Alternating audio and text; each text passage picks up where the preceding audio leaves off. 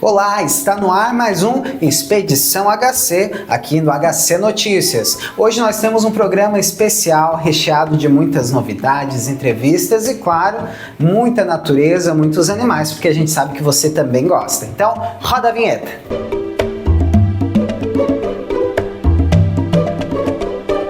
E para já começar o nosso programa com o pé direito, a gente vai para o nosso Expedição Entrevista. E os entrevistados de hoje são a Rosa e o João, o casal Caça Fantasmas Brasil, e eles têm uns recados muito importantes sobre o futuro, previsões. Olha, se eu fosse você, eu não perdi, então roda aí. Olá, você que nos acompanha pelo Expedição HC, estamos aqui com o quadro Expedição Entrevista. O nosso programa a gente fala mais sobre natureza, turismo e hoje a gente tem uma entrevista de outro mundo. A gente está aqui com a Rosa e com o João, casal Caça Fantasmas Brasil. Vocês já devem ter acompanhado nossos outros materiais com eles aqui no HC também, mas hoje a gente vai conversar sobre um tema um pouquinho diferente, mas que tem tudo a ver também com as mensagens que vocês transmitem no canal de vocês, que o pessoal segue lá, tem muito conhecimento. E aqui no nosso canal, nesse programa, a gente fala muito sobre natureza, meio ambiente, sobre o ser humano, os animais. E a gente sabe que também no mundo sobrenatural, no paranormal, tem essa relação de energia, de responsabilidade, natureza. Quero começar perguntando para a Rosinha, que tem muita gente que questionar. Os animais, depois que morrem, eles vão para o céu igual ser humano? Como que funciona? Porque é uma dúvida que muita gente tem. É uma dúvida e o querer afetivo que as pessoas querem. A diferença entre o animal e o ser humano é que o ser humano é razão, emoção e sensibilidade. Daí que transforma a vivência, a consciência, as reações, ou as reações positivas ou negativas que a transformam em uma alma. O animal tem instintos. Se tu trata bem, ele te trata bem. E tem uma audição muito forte. Então, ele capta barulhos de longe, sons que muitas vezes nós nem percebemos. O animal tem a audição e o instinto de proteção. E o instinto. Então, esse instinto de ser bem cuidado, esse instinto cria uma procura do animal que o ser humano transforma em afeto. Sim. Mas para o animal não necessariamente. Não é um afeto. É instintivo, né? É uma coisa instintiva, é um elo. Tanto é que, porque tu cuida do animal, ele tem a sintonia, mas o instinto de proteção dele. E também essa proteção que o animal tem, ele protege o dono quando querem atacar ou por uma ordem. Tanto é que eles são amestrando o instinto e a audição, vai, ataca, vem. Então, quando se trabalha a audição e o instinto no amestramento, que eles ficam dessa forma, mais com elos mais. Também vejo muitos animais que atacam os seus donos. O instinto de proteção deles, naquela hora, validou para ele, não para o amor ao dono. E, João, vocês recebem muitos casos, né? Sim. Já receberam casos assim que tivessem influência da natureza, do local? Porque muita gente fala em espírito, fantasma, floresta, e aí entram lendas. Como que é essa relação? Então, muito obrigado, Yuri, pelo convite. Está inaugurando o nosso estúdio aqui, com... Uma honra pra gente do HC. Tá? Imagina, o HC é querido parceiro, que tem divulgado bastante o nosso trabalho. Muito obrigado. E tu, um amigo querido de muitos anos. Muitos anos. Yuri, assim, o fluxo do sobrenatural com a natureza é muito forte, Aonde o ser humano vai, aonde ele vive, ele cria esse fluxo energético que é a vida. E ele vai impregnando tudo ao seu redor.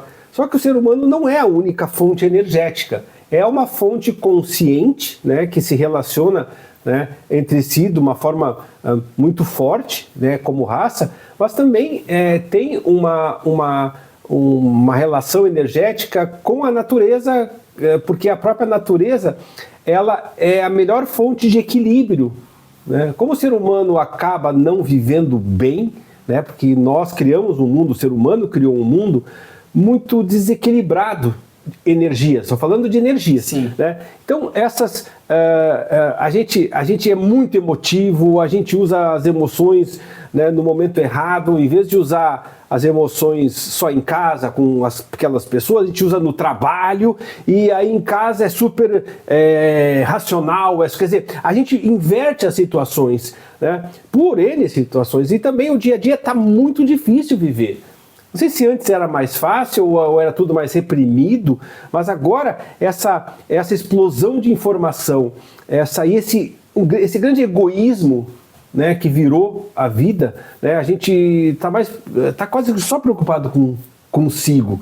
E a natureza acaba sofrendo uma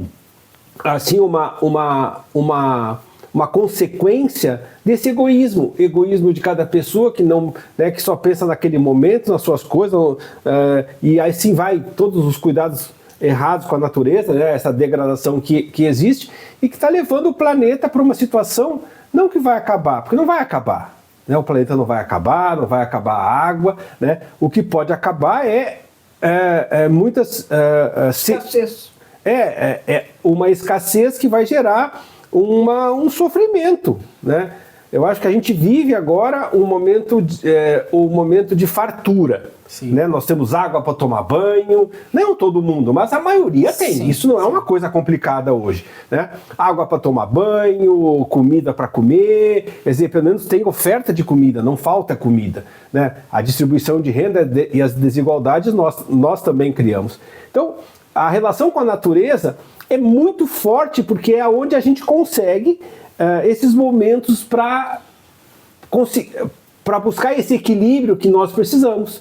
Né? Então, hoje, assim, a natureza para nós que lidamos com a energia, é a única saída, né, para a gente poder encontrar uma paz. Como, né, se fosse uma válvula de escape. Por exemplo, uma pessoa que às vezes é muito estressada e daí vai lá, consegue se conectar com um bichinho de estimação, plantar uma florzinha, é mais ou menos isso. Mais ou menos isso, sim, mas tem pessoas que não se adaptam, porque está tão agitada, sim, que ficar num ambiente como nós estamos, que nós escolhemos aqui em Tubarão, este lugar, pela natureza, pelos morros, por tudo. Isso aqui é maravilhoso.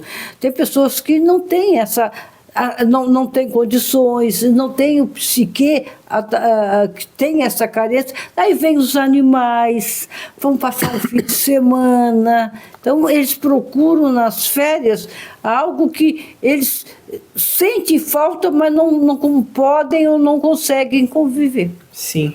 E falando sobre esse nosso período atual, muita gente tem medo do futuro, né? Porque desde pequeno na escola, pelo menos para minha geração, a gente foi sendo alertado, vai vir aquecimento global, daqui a tantos anos não vai mais ser assim, e esses negócios do mundo acabar. É a Rosinha, que tem muito contato, assim, recebe, às vezes, como vidente, né? Justamente. Visões, sim, né? Sim. Rosa, tivesse visões, coisa assim que para a gente até se preparar ou tentar fazer a nossa parte. Nós temos, sim, visões, mas também preste atenção que muitos resultados que já estão acontecendo da catástrofe das coisas derivado do homem. Porque o homem não teve o limite de respeitar a natureza. Então, a poluição, as represas. Sim. Então, muitas coisas são culpa do homem. Lugares que não poderia ser habitado. Né? Então, a gente fala até porque nós somos desses lugares, né, Yuri? Quer dizer, o pessoal em Brumadinho, né, as famílias nos chamaram para ir lá conversar. Né? E nós vimos o que aquilo, a gente viu, nós estava lá, né? Aquela região assim, devastada, né? Muitas mortes, né? Nós tivemos lá em Mariana, né? Que era Bento Rodrigues, que é o bairro que acabou, As pessoas depois morreram de tristeza, né? Que até na época a gente chamou de zumbis, porque eles não, nada, onde era o bairro ou a casa era só lama. E ainda depois a empresa, né, pulverizou flores, né, de avião, tudo. Aí quando tu olhava assim, tava lindo, né? Estava brotando flores. Né? Só que ali era o lugar de desgraça, né? E então a gente foi várias vezes em Bento Rodrigues, fomos em Petrópolis também, aonde, né, por uma inconsequência política que, né, quer dizer, Petrópolis era tranquila, aí teve até isso que ele nos contou foram o pessoal lá de Petrópolis, né? Então, e aí quando começou o jogo político, daí para trazer mais eleitores, eles deram terrenos, os políticos trouxeram gente de tudo que é lado, deram os terrenos nos lugares que não podia ter casa, sim, né? Que era certo que um dia, e como teve tragédias, né? Então teve uma ocupação irresponsável, né? Então são situações que acabam, não é Deus que fez isso. Deus não mata, Deus não faz isso e nem escolhe quem salva. Sim. Quer dizer, claro que tem situações muito diferentes, mas dizer que Deus né, salvou alguns, então Deus matou os outros nessas tragédias, não é justo com Deus, entendeu? Né? Pobre de Deus, né? Então, nessas situações, é responsabilidade humana. A gente não precisa nem ir muito longe, né? Teve a tragédia do Rio Grande do Sul e aqui em Tubarão também, né? A enchente de 74, e se a gente olha onde é a cidade, é basicamente na margem do rio, a cidade inteira, sim, onde o rio é feito para extravasar. Com todo respeito, aproveitando, nós moramos aqui na margem do rio. Sim. Não tão perto que a enchente nos pegue, mas você viu como é que está o rio? Você pode atravessar. Sim. Porque assoreado. Assoreado de areia, gente. Pode atravessar. Você imaginou? Não precisa uma grande enchente daquela época. Sim. Vai, tá sendo mostrado. Tá iminente para a Rosa, ela consegue ver, sim, né, que breve vai ter uma enchente maior. Sim. Não como aquela. Sim, mas sabe? E não é um lugar só. A gente que vem muito para cá. Essas duas rodovias dos dois lados, tu vê o rio, sim, assoreado. Para quem não sabe, vocês estão morando aqui na região do Rio do Pouso, da Guarda. Então, isso, vocês têm contato com o rio quase diariamente. É só sair para ir para Tubarão. Qualquer lugar vocês vão ver o rio. Sim. E a Rosa, então, como vidente, vê... Na verdade, até a gente que mora aqui, é uma cobrança. A gente sabe que tem tudo para acontecer, mas como vidente, a Rosa vejo. Até uma vez dessa, eu fiquei meio preocupada, eu tive vontade de me mudar. Mas aí eu, como vidente, vi que a enchente não vai chegar aqui, sim, mas vai fazer uma boa lavada. Isso é uma pergunta, por que eles não permitem aqueles que vêm de terra pegar a terra? É uma pergunta que eu me faço também, extrair areia. A gente tem uma tela ali no centro, alguns problemas ali, que precisaria de um estudo ecológico e tal, mas aproveitar essa terra do rio, né? Que está aqui, gente, e retirando. Pode causar e não vai ter... Até porque o governador, o prefeito, querem fazer aquele assoreamento. Desassoreamento, mas é uma obra... não é para já, isso é uma coisa que precisa ser quase imediata. Sim, então precisaria de uma solução mais rápida. Vamos tirar essa aqui, vamos facilitar a água correr. Sim. Eu como vidente, eu me preocupo. Então seria esse o conselho da Rosinha para algo mais imediato, que a gente tem, tá agora em processo para sair o projeto da redragagem.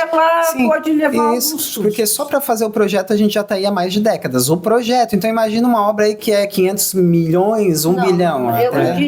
Eu vi que teve um treinamento há pouco. Isso, foi final de semana foi feito. O treinamento é bom, mas vamos evitar? Claro. Vamos abrir o caminho. Deve ter alguma forma mais barata de fazer isso também, né?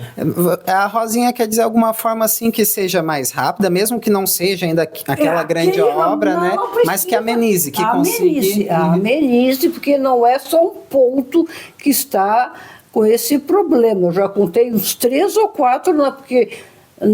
não só aqui, também lá perto de Terras Grandes, quando a gente... Pedras Grandes, mais para cima. E tudo isso aqui a gente vê essas possibilidades. Sim. E às vezes temos que nos preocupar no imediato para depois ir para o maior, para depois transformar um rio navegável. Sim, sim, com certeza. É possível não ser navegável esse rio? Antigamente era usado como rota de comércio. Tubarão começou como um ponto de comércio. O pessoal vinha de Laguna com as embarcações pequenas, né? Sim, mas era navegável. Claro. Ninguém tá falando de botar um iate, claro aqui, mas embarcações até tem um movimento aumentando. A gente vê de lanche, de jet ski, mas realmente é um projeto que é algo muito grande que a gente sabe que vai demorar, infelizmente. Não, eu diria não esperem, viu? E daí não vai ter desculpa. Sim. Me desculpe, não vai ter desculpa. É muito importante isso, é muito importante isso. E ainda falando, né, sobre previsões, sobre o clima, a natureza, a gente sabe que a nossa região aqui também, a gente sofre com vento, com temporal, já teve tornado aqui na região. Hoje a Rosa vê alguma coisa também nesse sentido aqui para a região? Não, isso já é rota, né? Sim. Pode uma época mais forte, outro diminui, outro não vai ter, mas isso já é uma rota. Sim, mas vai ter algum muito forte assim? Não, forte não. Gente, é só... agora vem a mão do homem. Organizar suas casas para suportar esses pequenos tornados. Eu nunca esqueço que a última entrevista que eu fiz com o Heron Flores, que ele era diretor da Defesa Civil aqui, depois ele faleceu tentando salvar uma pessoa no Rio. Nossa. Uma pessoa assim muito querida. E na última entrevista, depois da entrevista eu conversei com ele. E ele me deu a dica, ó, eu fui construir minha casa, a primeira coisa que eu fui ver é a cota, se ali tinha risco de inundação, o vento. Ele falou que tinha até pensado na casa dele fazer o piso de baixo de alvenaria e em cima construir madeira. Ele pensou, não, pode vir um vento, a madeira em cima e carregar. Então, foi uma das coisas que eu gravei. Não, quando eu for ver uma casa, um apartamento, lado, tudo, porque querendo ou não, a gente tem que conviver com a natureza. E essa aí não tem como, não tem como evitar. Sim. O rio tem como evitar. Agora a natureza, o vento, o temporal vai sempre existir. Quanto mais desmatamento, se proporciona mais esses perigos. E além, claro, né, dessas obras também, né, desse esforço que a gente precisa conscientizar o poder público e também quais são as pequenas ações, Rosinha, que a gente pode fazer para viver de uma forma mais harmoniosa também com o planeta, com a nossa cidade, com o nosso papel como ser humano também. Olha, eu, com todo respeito, o lixo, né? As pessoas atiram o lixo em qualquer que vai para o esgoto, é o lixo, as pessoas não têm... tem lixeiro, mas você bote no lugar. Essa responsabilidade teria que ser tipo multada. Na sua casa, o seu lixo está assim, a senhora vai pagar multa. Porque o ser humano só aprende mexendo no bolso. Só aprende mexendo. Tem a coleta seletiva em Tubarão? Tem. Esse ano está tendo uma dificuldade bem grande por causa da empresa, está em processo de licitação também, mas passa. Tem um dia determinado que passa na maioria dos bairros. Só que muita gente não separa, acaba misturando, e hoje, se eu não me engano, 1 ou 2%, é muito pouca coisa assim que é reciclado. Porque assim, ó, a grande dica do futuro, né, que a gente já falou, assim, ó, o ouro do futuro é o lixo. O lixo. Reaproveitar. Não, assim, ó, no futuro, o que vai valer ouro, né? Porque isso vai virar combustível, vai virar um monte de coisa. Sim, matéria-prima de muita coisa. Sabe? Então, eu sei que até aqui, né, o proprietário da terra aqui, o Joel, ele recicla muito, ele recolhe de tudo que é lugar, depois vende, ele separa, né, todos os, né, os metais, sim, né, latinhas, né, e tudo. Mas eles vão ter um saco plástico, até cotonetes vai afetar a natureza. Sim, sim. E não tem, as pessoas não têm aquele respeito. Quer dizer, eu vivo, vou aproveitar e depois como fica. Mas nós temos que lembrar que nós somos parte de um todo. Sim. E esse todo precisa da nossa parte. Claro. É uma responsabilidade de todos nós, né? Já indo agora para o final aqui da nossa entrevista, querendo ou não, a gente tem uma parcela hoje e também uma responsabilidade do que vai deixar para o futuro, para as próximas gerações, que se continuar nesse passo, nesse egoísmo também de gastar, de consumir, jogar tudo fora de qualquer jeito e comprar, fica insustentável, né?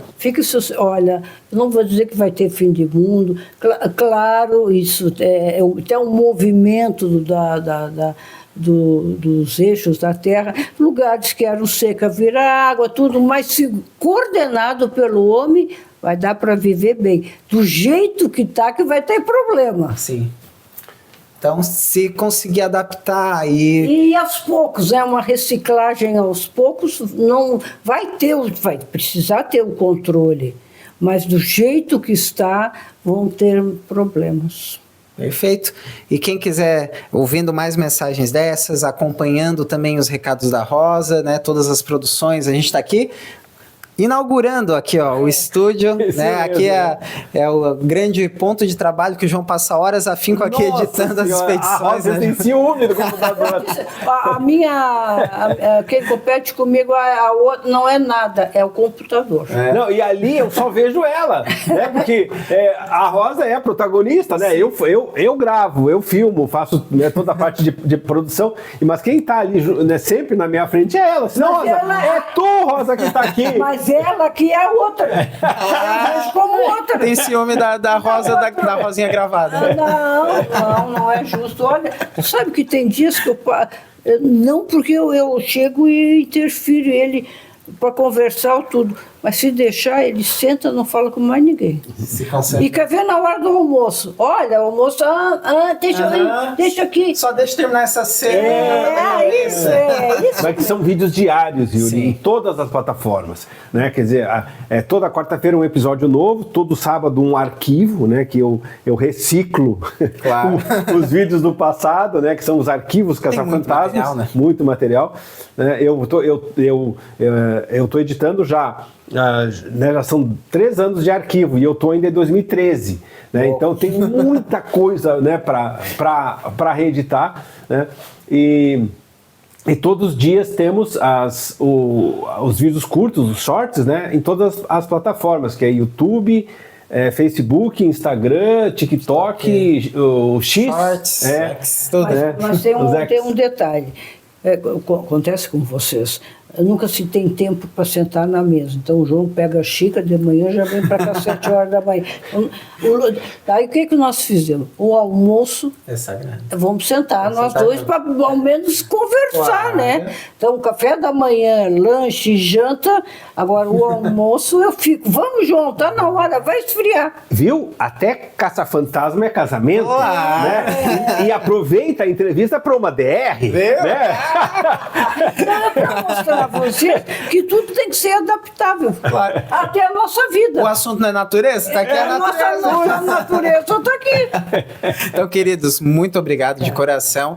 Peço que vocês entrem lá, Caca Fantasmas Brasil, em qualquer rede social vai achar eles, se não pesquisa no Google, manda uma mensagem aqui para o HC que a gente manda para vocês os links também, para acompanhar esse trabalho de vocês que é fundamental e é muito conhecimento e vocês fazem de coração, a gente sabe, e a gente vai seguir acompanhando e vendo, né, as próximas aventuras. Se você tiver um caso Isso. de família, sobrenatural ou alguma experiência, mande para lá. Isso aí, pode mandar pra gente do HC que a gente vai junto com eles. Vamos lá. Isso vamos lá. mesmo. Muito obrigado, Yuri. Até mais, pessoal. Valeu. E nós vamos agora com o quadro Hora Animal. E o animal dessa semana é a coruja suindara, também conhecida como a coruja das torres. Vocês já conhecem ela? Não? Então conheça agora no Hora Animal.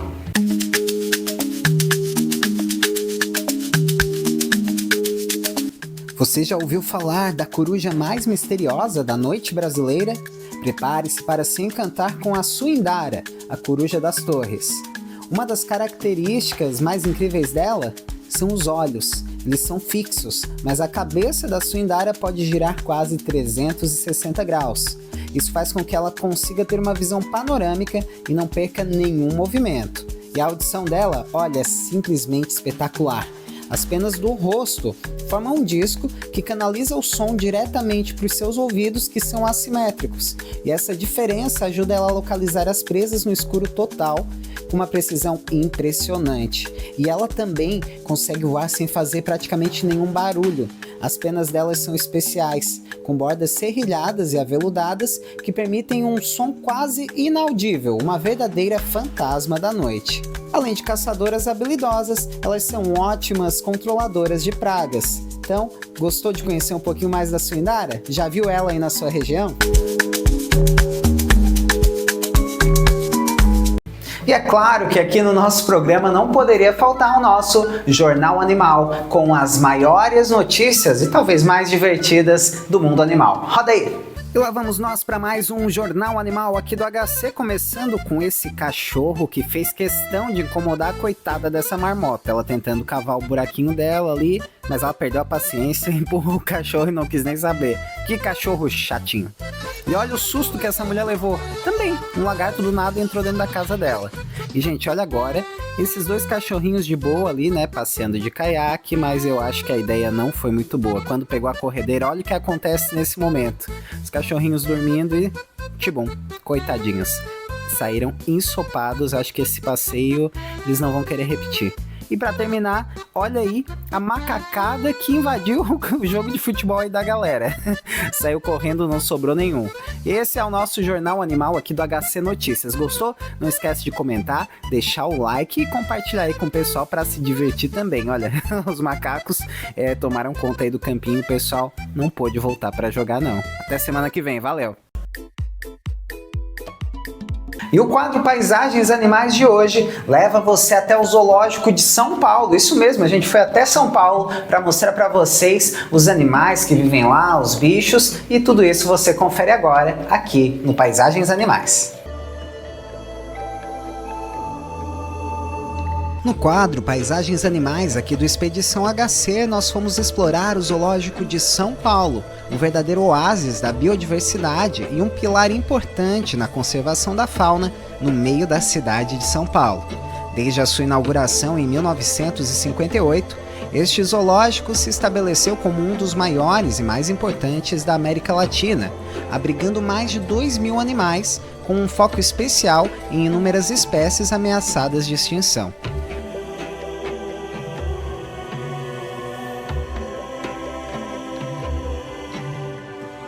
O Zoológico de São Paulo não é apenas um local de exibição, mas sim um participante ativo em diversos projetos de conservação. Ele desempenha um papel muito importante na reprodução em cativeiro de espécies como o mico-leão-dourado e a arara azul de Lear, contribuindo diretamente para o aumento da população desses animais, em alguns casos até a reintrodução na natureza.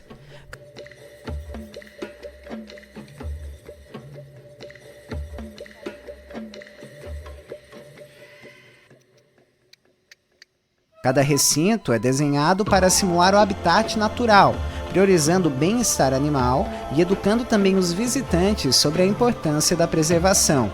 Além disso, o zoológico funciona como um centro de educação ambiental, conscientizando o público sobre a fragilidade dos ecossistemas, e é um polo de pesquisa científica, aprimorando as estratégias de manejo e conservação. O Zoológico de São Paulo é, dessa forma, um grande guardião da vida e um farol de esperança para gente que gosta muito de natureza e defende a nossa biodiversidade.